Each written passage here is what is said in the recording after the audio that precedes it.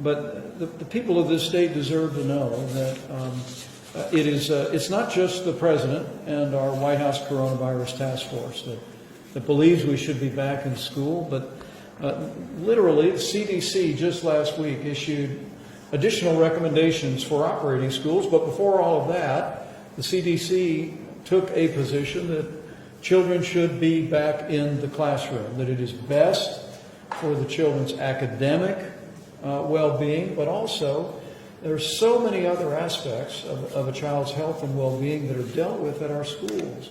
That we really do believe it's in the best interest of our children to be back in the classroom. And heeding to the guidance issued from CDC and state and local authorities, we believe we can safely reopen our schools. We don't want our kids to fall behind academically or to miss other key services. And let's be very clear, the one thing that we know, studying the data from around America and around the world, is the risk the coronavirus poses to healthy children is very low. And we believe that with the right measures in place, we can safely operate our schools just as you're doing here at this great private school in North Carolina. But my pledge to everyone here is that we're going to continue to provide the guidance for you to safely operate the school, but we're also going to make sure that the resources are there. But the costs of missing education are well known. Even the National Education Association recently stated that online learning is no substitute for in-person learning. And in Mrs. Combs' class, I just heard from the kids that they felt exactly the same way. They said that they missed their friends when they were doing Zoom learning here during the difficult months through which we've passed.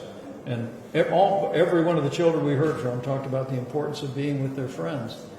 And my school teacher wife reminds me that learning social skills, being around other children, is a key element in education. And that shouldn't be lost on any of us. So we don't want our kids to fall behind academically. The McKinsey report was recently issued that said the average student could fall 7 months behind academically if we miss another season of education in this country. That's falling behind in reading. That's falling behind in mathematics.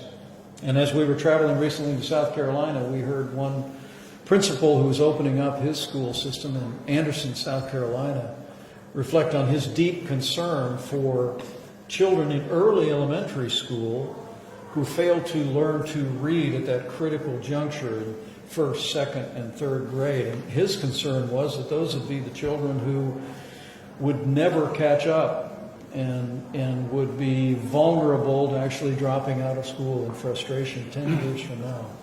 So there's real costs academically to students.